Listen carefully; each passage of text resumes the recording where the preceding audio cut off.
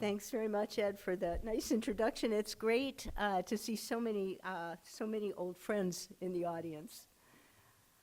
These are my disclosures and conflicts of interest.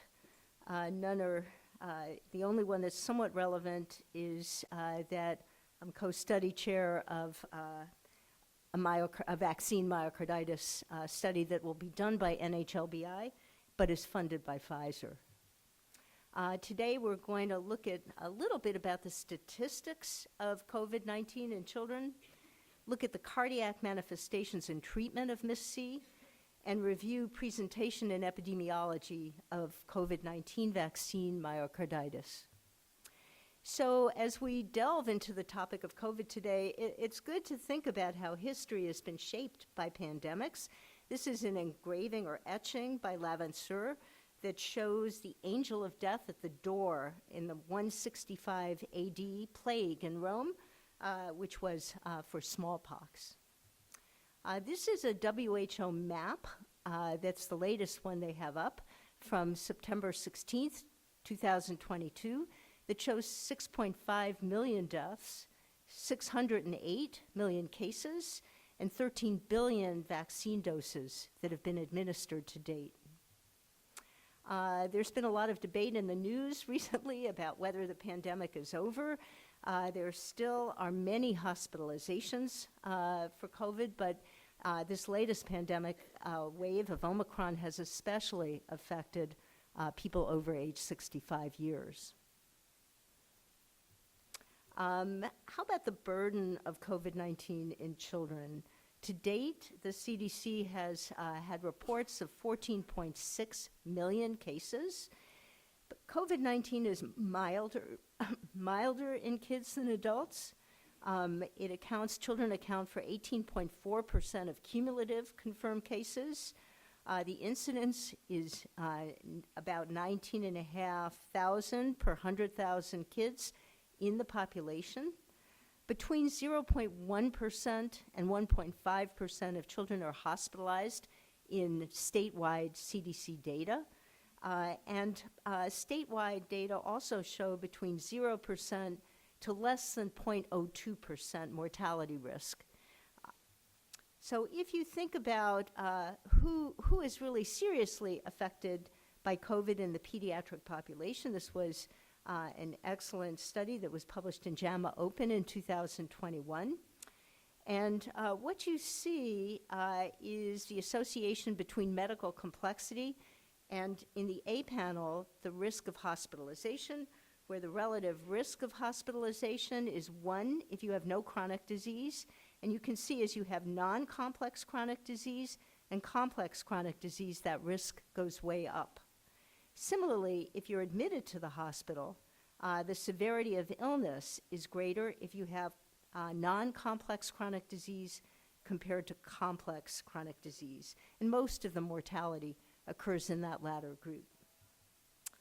Our comfort, though, that otherwise healthy children are spared was shattered in March and April of 2020, when we began to hear reports of severe illness with features of Kawasaki disease, shock, and cytokine storm, first from Italy, then from London, and finally from the boroughs of New York City. And also in April and May of 2020, a worldwide alert went out from pretty much every health agency, from the WHO to the CDC.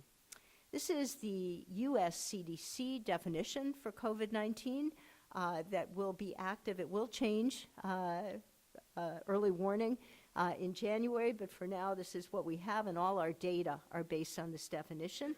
Age less than 21 years, fever of 38 degrees for at least 1 day, severe inflammation based on lab tests, evidence of severe disease with hospitalization, and at least 2 organs involved.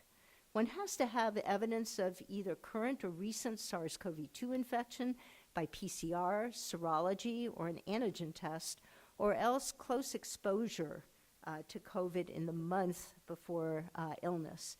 And then finally, and importantly, no alternative plausible explanation. Now, those of you who know me know I have a long history in KD. COVID can look a lot like KD. It can be extremely hard to tell the difference, and one can get red eyes, red lips, a rash, coronary dilation, and shock, like you get in what we call Kawasaki. We don't know to date whether KD and MIS-C are discrete conditions with different pathophysiologies, or whether they're relatively similar but triggered by different antigens. And I think as we move along with machine learning algorithms, it proves to be actually more surprisingly difficult than we thought to tell the difference. Now, MIS-C is a post-infectious inflammatory condition, and that's probably best seen by the epidemiology. So it occurs about a month, it peaks about a month after surges of acute COVID-19 in urban centers. And here you see data from Imperial College in London with COVID-19 in blue, MIS-C in red, and similar curves in the New York State data, COVID-19 in blue, MIS-C in red, and in the Overcoming COVID-19 surveillance study, which is the CDC study, it conducted at about 60 centers. Again, you see this late peak of MIS-C. The CDC now compiles MIS-C data about once a month, and the latest data from August 29th show that there have been almost 8,900 cases reported to the CDC with a mortality rate of 0.8%. 60% are males. 98% of cases now reported to the CDC are confirmed with laboratory testing, and about half the cases occur between the ages of 5 and 13 years. This is a disease that particularly strikes underserved minorities, and you'll notice that more than half of the children are Hispanic Latino or Black non-Hispanic. And so a question is, who actually gets MIS-C? And this question was addressed in a CDC study that was published in JAMA Open in June of 2021. The population incidence of MIS-C is 5.1 per million children, or person months in kids. And compared to individuals who are white, non-Hispanic, there's a much higher adjusted incidence rate ratio in individuals who are Black, Hispanic Latino, and to a lesser extent, Asian Pacific Islander. But the real question is, maybe, is this because those are individuals who've been more likely to get COVID? And this simply just reflects the population at risk. And so among children with COVID, about 3 per 10,000 develop MIS-C. And this study adjusted for among MIS-C, among children who had COVID, there's still a highly significantly higher rate of MIS-C in Black and Hispanic Latino children. It's not understood whether this is something environmental, whether there are genetic factors or some interaction between the two. Now, if one gets MIS-C, it's a serious illness. This is a systematic review across 660 patients and 39 studies that showed that about 3/4 of children are hospitalized in an ICU, 60% have shock, about half are on pressors, about 40% require some form of respiratory support, 4% have ECMO, and about 1.7% die in those early series. The symptoms of MIS-C do vary with age, and this is fascinating. So mucocutaneous symptoms, the children who look like they have Kawasaki disease, tend to be younger. You don't see that as much in teenagers, whereas myocarditis is much more common as you move into the teens. Some of the earliest data came from the Overcoming COVID-19 study. where they found, just to start with non-cardiovascular, that GI symptoms are the most common symptom, more than 90%. Hematologic symptoms like coagulopathy in 76%, mucocutaneous symptoms 74%, and respiratory symptoms are common, although not usually as severe as in COVID. But we're here to talk about the heart. So SARS-CoV-2 really it can affect cardiomyocytes, but it's not a large component of cardiac involvement, and rather one has a dysregulated inflammatory response, endothelial injury, and hypercoagulability, and then microvascular injury is super important. And this translates from a cardiac viewpoint to decreased LV function, coronary dilation and aneurysms, and then, dear to your hearts, arrhythmias and conduction system disturbances. From the first cut of analyses in overcoming COVID, we saw that about 80% of individuals had cardiovascular involvement. Elevated troponin was found in about 50%. BNPs more than 400 in about 3/4. About a little over a third of the patients had decreased LV ejection fraction. 8% had aneurysms, and 4% went on ECMO.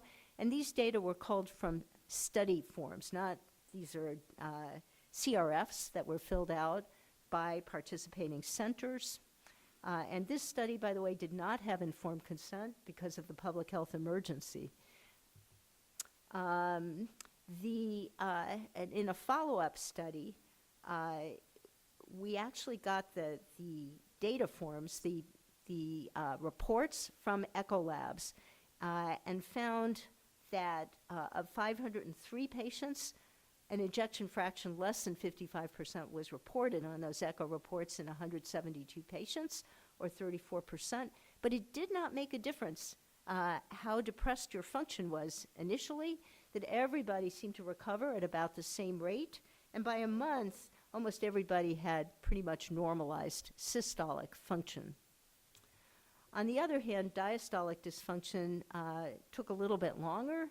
So the first really good study on this came from CHOP with Matsubara and colleagues, where they had 28 patients with MIS-C, 20 healthy controls, and 20 Kawasaki disease patients. And all of the patients had diastolic dysfunction, even those who had normal systolic function.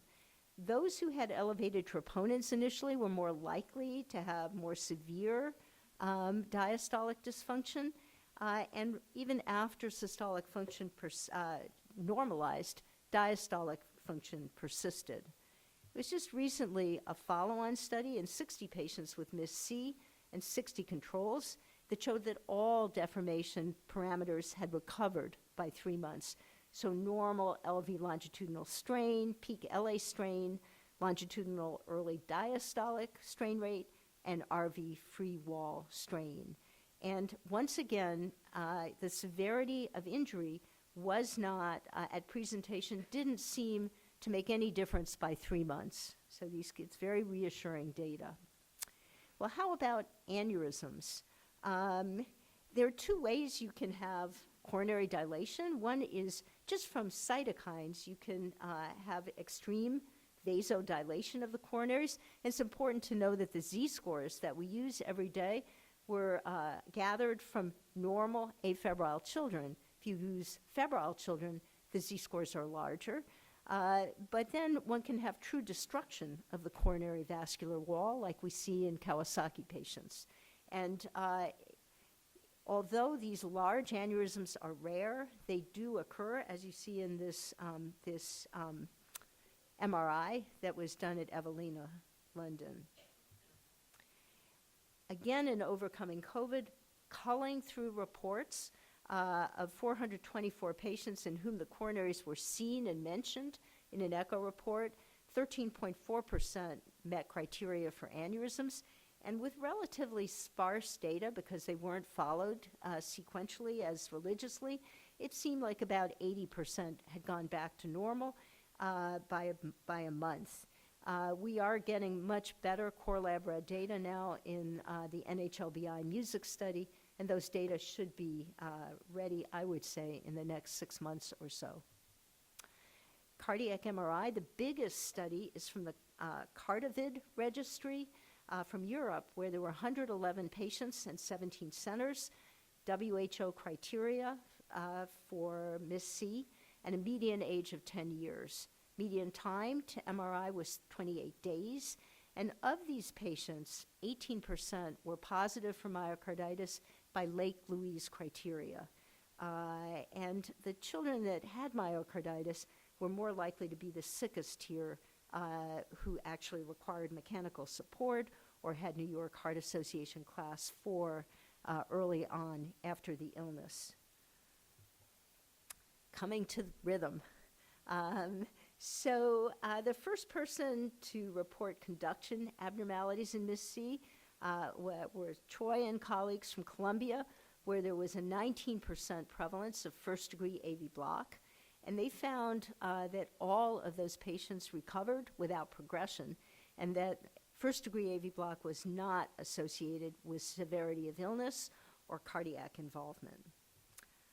Then Audrey Dion did a study at Children's that also found a 20% prevalence of first-degree AV block, but here we did see progression to second or third-degree AV block, and those children were sick with hypotension, shock, or ventricular dysfunction.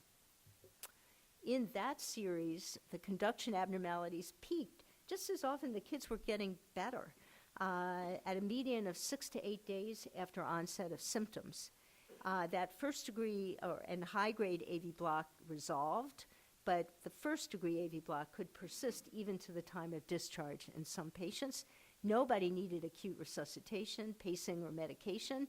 It's interesting to ask, why were the data at Columbia so different from in Boston? We think it might be because Columbia in that era was treating with both IVIG and steroids. We were only using IVIG at the time.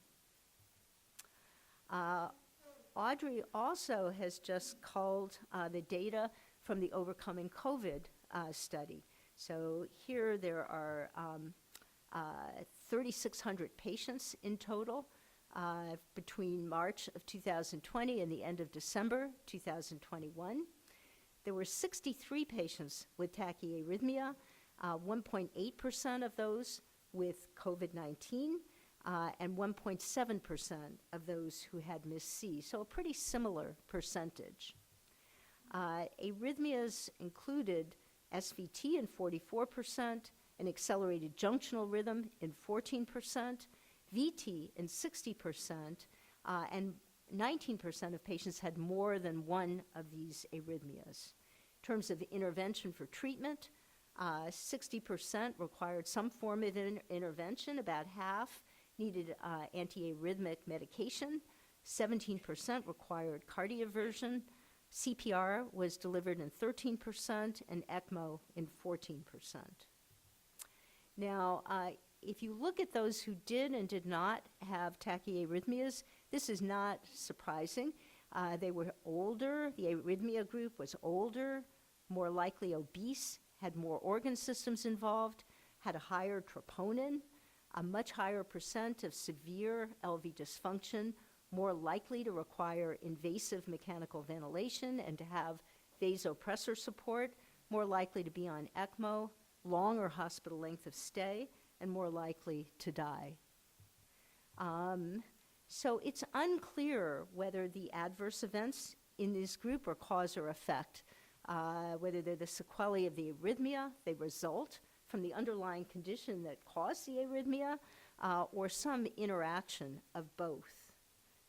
Our data set was not able to distinguish. But it's important, I think we'll know more when there's surveillance of these patients to see how they do after they've been discharged. So how should we manage MIS-C? The first good study came from France, was a retrospective cohort study that included 111 children with MIS-C and did a propensity match between those who were treated with IVIG versus plus methylprednisolone versus just IVIG alone.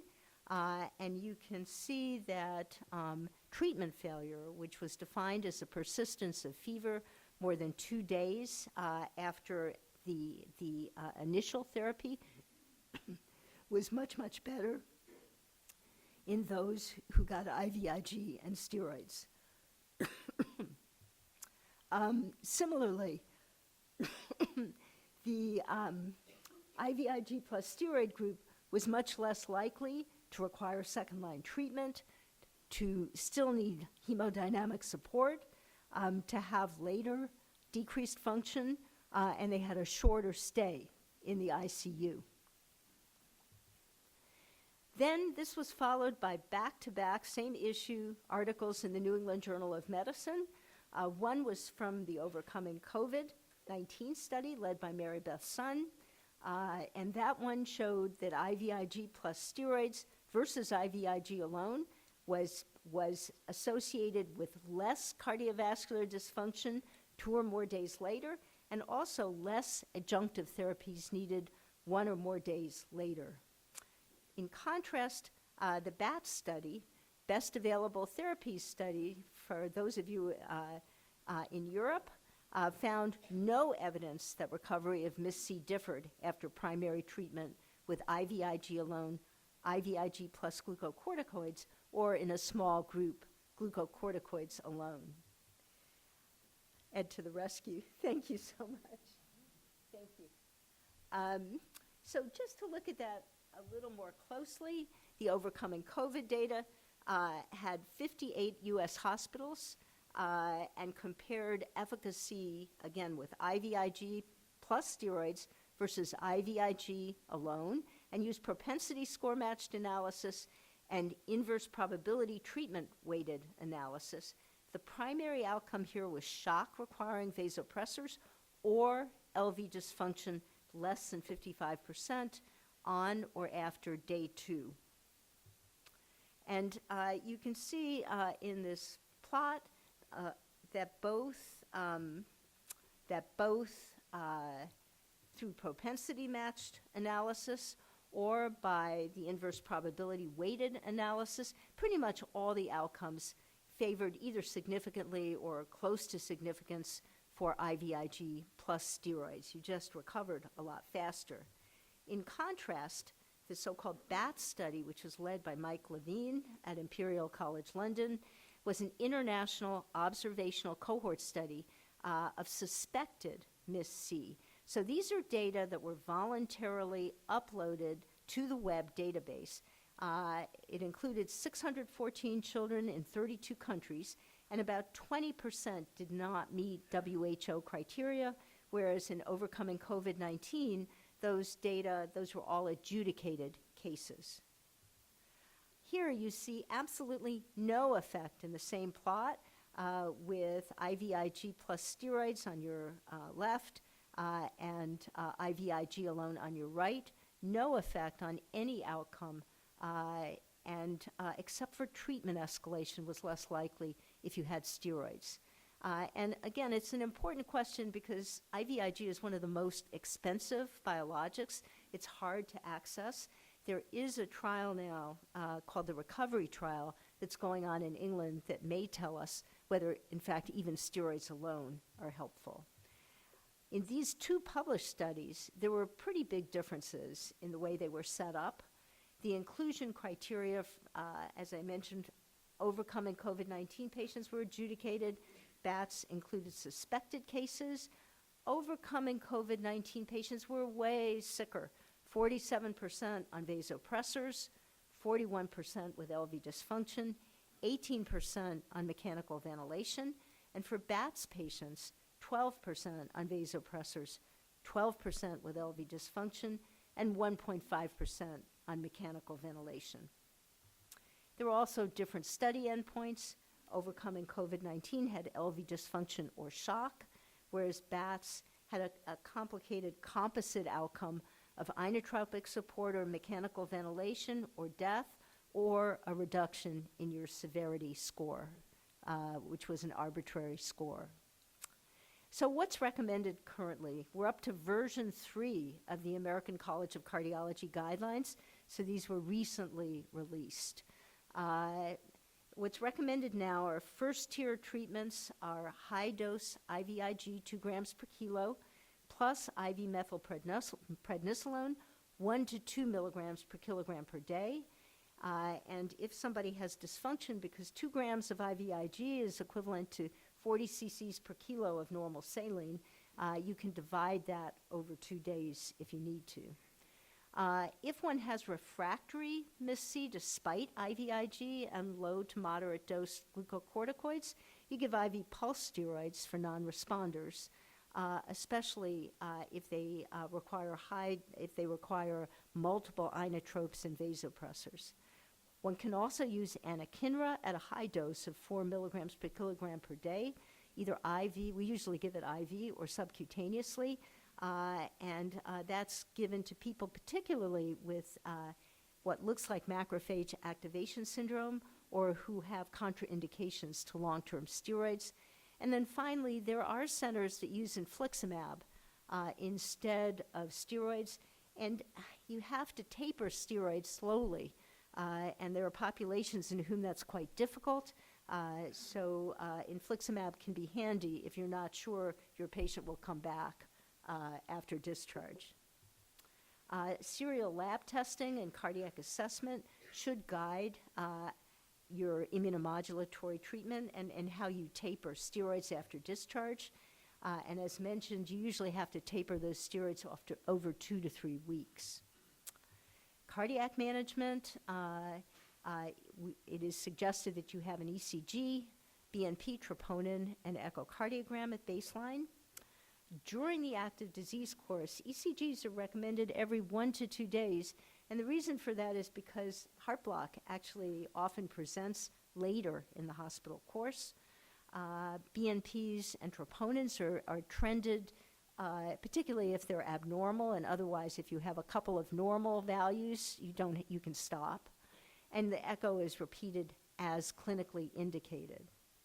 For outpatient follow-up, we see patients at 1 to 2 weeks and 4 to 6 weeks. One only repeats the BNP and troponin if it had not normalized. And Holter monitors are important for the patients that had ECG, arrhythmias, or conduction system abnormalities. For patients with LV dysfunction, we follow longer, and again, echoes and ECGs up to about a year. Exercise restrictions we'll come back to. And MRI can be considered for patients with poor LV function, either in the acute phase or 3 to 4 months.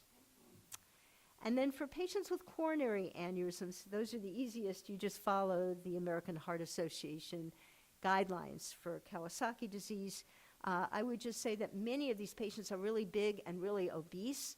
It's hard to see the coronaries, and if you can't see them or you think they might be big but you're not 100% sure, then a CT is probably the best way to go. How about return to play? This is a huge, huge issue, and pretty much every organization has return to play guidelines that are continuously being revised. They all recommend graduated return to play protocols. I think for patients who've had MIS-C with at least 1 LV ejection fraction, less than 55%, those patients are currently treated as though they had myocarditis, with guidelines suggesting restriction for 3 to 6 months, and that one resume activities when the ECG, echo, Holter, and exercise test are normal. One would not want to see continued edema on the MRI, but the importance of late gadolinium enhancement in restricting play, Ian Law is going like this, really depends. It's very debatable, and most people will let patients go back to return to play if there's no arrhythmia. But an ounce of prevention is worth a pound of cure, and so it's important to know that vaccination actually reduces the likelihood of MIS-C. So the first report came from France. This is a research letter in JAMA, which showed that there was a drastically reduced hazard ratio of getting MIS-C among children in France who had 1 dose of vaccination. and that was adjusted, and all kinds of sensitivity analyses done, but it still held. The CDC then did its own study looking at the effectiveness of 2 doses of the Pfizer-BioNTech vaccine received at least 28 days before hospital admission. What they found was very, very dramatic. That vaccination reduced the likelihood of MIS-C by 91%, that adolescents who were hospitalized with MIS-C were 95% unvaccinated children, and that no vaccinated MIS-C patients required life support. I think that's, I would say between the 2 studies, unequivocal evidence of efficacy. But then came acute myocarditis following COVID vaccination. And this is a real thing. I'm just going to review the CDC guidelines that have been used to call most of this. So to fulfill the diagnosis for a probable case, one has to have at least 1 new or worsening symptom of chest pain, shortness of breath, palpitations, or syncope. And then if you're an infant or too young to report, then you can have at least 1 of irritability, vomiting, poor feeding, tachypnea, or lethargy. Plus, you have to have at least 1 new finding of elevated troponin above the upper limit of normal, abnormal ECG or rhythm situation that is typical of myocarditis, abnormal cardiac function or wall motion abnormalities, or MRI findings that fulfill the Lake Louise criteria for myocarditis. And you can have no other plausible explanation, like you didn't just have enterovirus. The confirmed cases are exactly the same, except that here you must have either histopathologic evidence of myocarditis, so biopsy or rarely autopsy, or you have to have both an elevated troponin and a cardiac MRI that satisfies Lake Louise criteria. These are the latest data of reports to VAERS, so the Vaccine Adverse Event Reporting System of the CDC.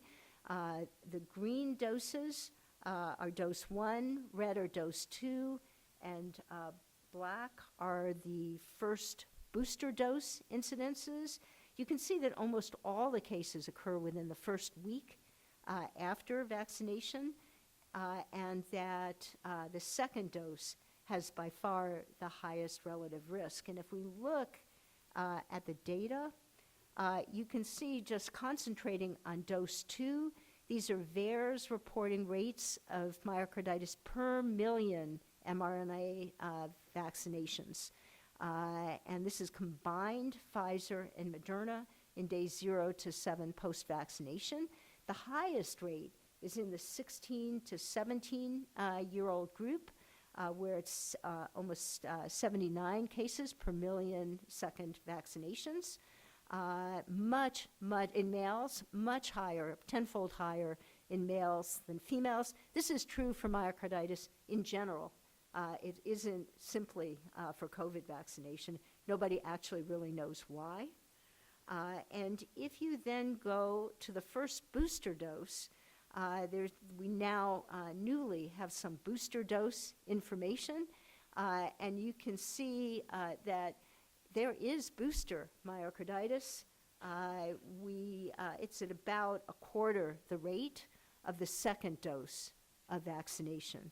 I should mention that the CDC has now changed the recommendations for the time interval between the first and second dose, because data have shown that if you separate, it used to be that the second dose was given 3 weeks after the first dose, and now they recommend up to 8-week interval.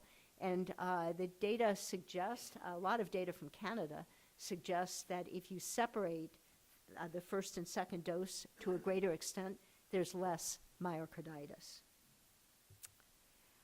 Just in August, there was a really fascinating study from England in Circulation. And they looked at, of course, it's wonderful when you have a national health system It's very hard to put data together in the US, but they looked at all people aged at least 13 vaccinated in England between December of 2020 and 2021, and looked at the incidence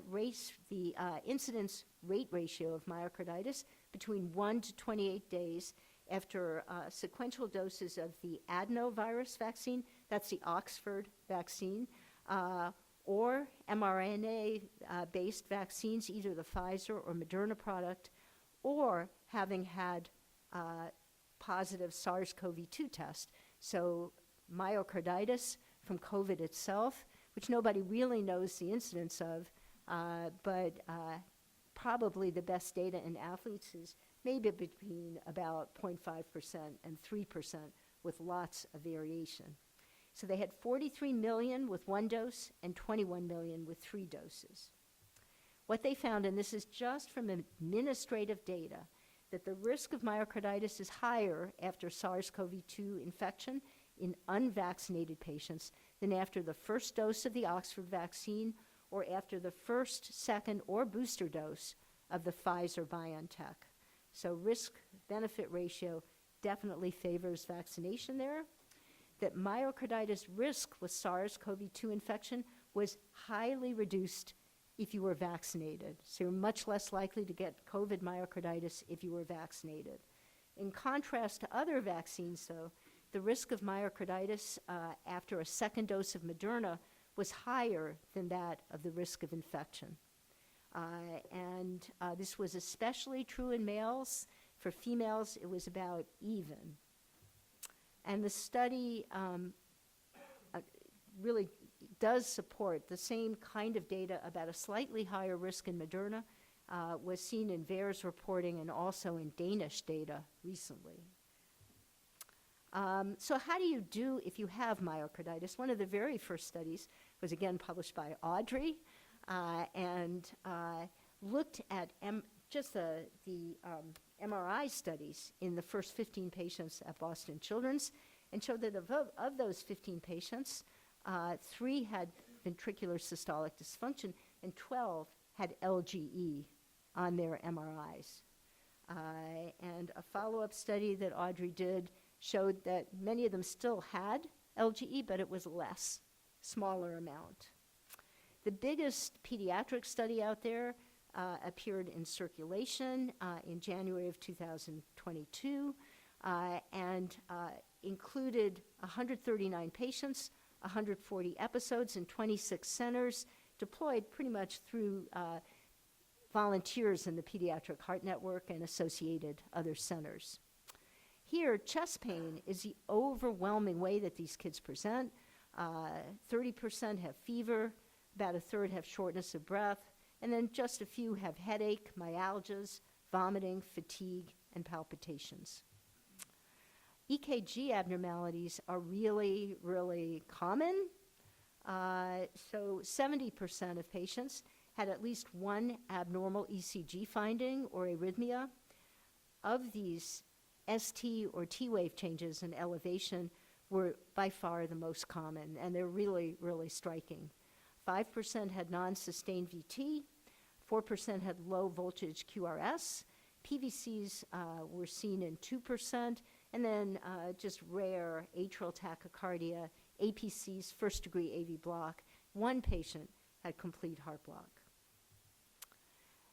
This is important. The echo really was not very discriminating. So 81% had normal function, 16% had a mild dysfunction, and only 2% of patients had moderate or severe dysfunction. And despite the ECG changes, pericarditis was rare. Fewer than 1% had more than a very tiny effusion.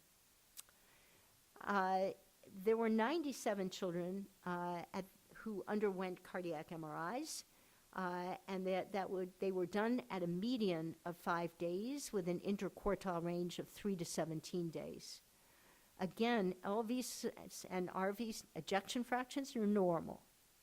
That 3/4 of the kids had abnormal findings for tissue characteristics, LGE in 76%, and myocardial edema in just over half. Just over half fulfilled Lake Louise criteria for myocarditis. 35% of those patients had a confirmed case by CDC criteria, and 65% had probable cases. So in that big series, a majority of adolescents and young adults seem to have very, very rapid recovery. And this is shown by 19% were admitted to the unit. Only 1.4%, 2 kids, required inotropes. The median stay in the hospital was only 2 days.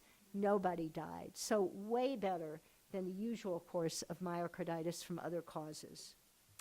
And the CDC has done a very elaborate study with risk-benefit models that show, I think unequivocally, that the potential risk of myocarditis after COVID-19 vaccination is way lower than the risks for prevention of COVID-19, hospitalizations, ICU admissions, and death with COVID vaccination.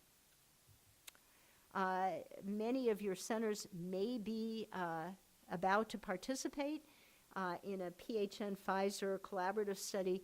The FDA has mandated that Pfizer and Moderna both perform studies of the natural history after vaccine myocarditis. And so this study is going to follow kids serially for up to 1 year, up to 5 years. We haven't started enrolling in that yet, but we're hoping in the next month. I'm just going to conclude. So we still have a lot of challenges to understanding the heart. We don't know what the fundamental biologic mechanisms are that affect the heart, either in COVID itself, MIS-C, or vaccine myocarditis. There are large numbers of studies now that are biologic and mechanistic that are being deployed in the so-called RECOVER initiative, which is a trans-NIH initiative that's being done across the country. We also don't know the really long-term sequelae of aneurysms, left ventricular dysfunction, or arrhythmias. And probably most importantly, we are constantly modifying what the best clinical care pathways are as more evidence comes in. I'm just going to conclude by thanking my colleagues at Boston Children's, Audrey Dion, Kevin Friedman, Sarah DiFerranti, Christina Vanderplum, who does all of our anticoagulation work, our room team, and Annette Baker, who is the nurse practitioner that keeps us all together, our colleagues in the PHN, Recover, Music, and Camp teams, and then colleagues in overcoming COVID-19. And I'm just going to stop for any questions as you might have them. Thank you very much.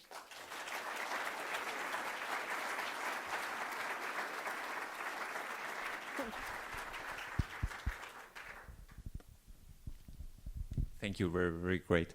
I just have one question. I haven't seen aspirin in MISC. Is that not there, or is it? So we put, there are coagulation guidelines that I left out, trying to stay to 40 minutes, but what is, there is a pathway that the Action Network has put out. There's very little data, but everybody is placed on aspirin. And that's usually stopped by about 6 weeks latest. For patients that have a D-dimer that's in our lab over 5 but moderately elevated, we may use either prophylactic or fully therapeutic anticoagulation. And there is an incidence of pulmonary emboli and DVTs that can occur, particularly in MIS-C.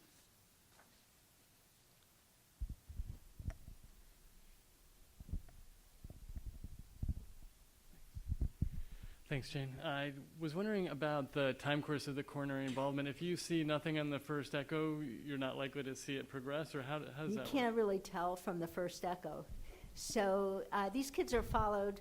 Generally, if there's nothing there by the time they go home, and certainly by 2 weeks, it's really unlikely that they're going to blossom. But there have been patients reported in those early days who, just like in Kawasaki disease, have expanding aneurysms. We've seen it, and I've had colleagues that have seen it. Again, we have a core lab in the music study, and they are just analyzing data from across 33 centers. So you're not out of the woods for a little while. George.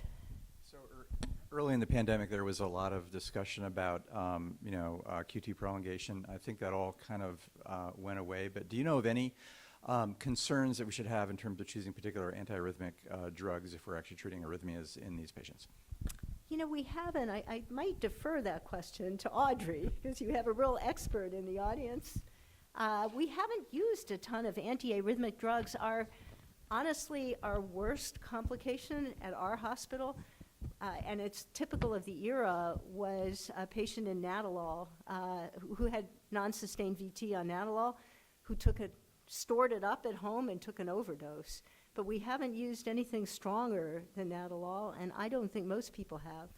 Audrey? Not as outpatient. I say not as outpatient. In the Overcoming COVID registry, there was a handful of patients discharged on amiodarone, and I think one on propafenone, but I think it was mostly beta blockers. Yeah.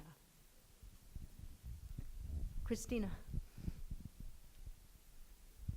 Hi, Jane. So just curious, in any of the national kind of registries or data, has anyone reported any sudden death that you could attribute?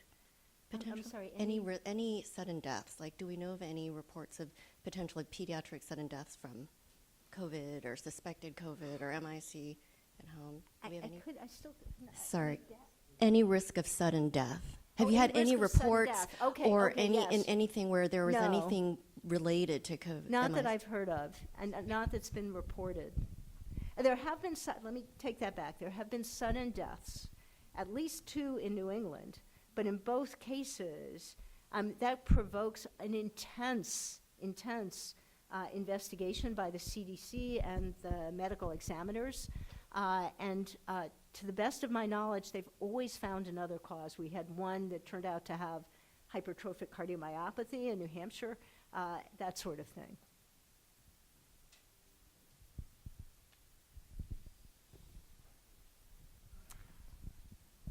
Yes, I think we're right on time, Ed. Thank you, Jane. Really appreciate that. I learned a lot.